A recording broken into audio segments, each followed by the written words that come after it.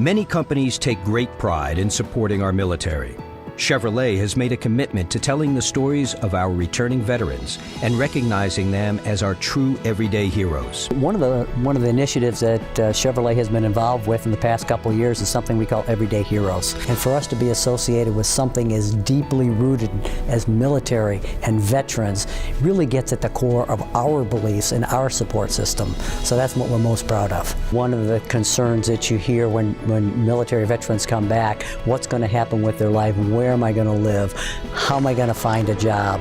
And for Chevrolet to be a small piece of that by giving away these homes to such deserving people is really what it's all about. It should come as no surprise, as far back as World War I, General Motors played an important part producing ambulances, truck and command cars, Liberty engines for aircraft, and artillery motors that were destined to change the shape of all wars to come.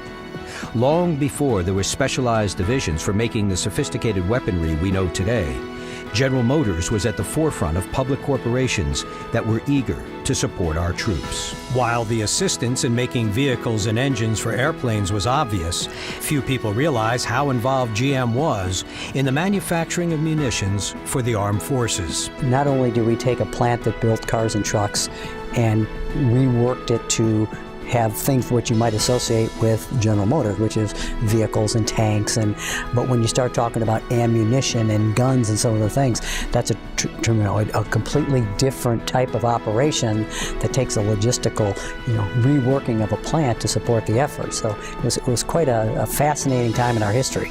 Fascinating indeed. No automaker has done more to contribute to the success of our country's military efforts than General Motors. The legacy of this storied company goes far beyond the millions of vehicles that have been manufactured over the years. It also holds a memorable place in our military's long history.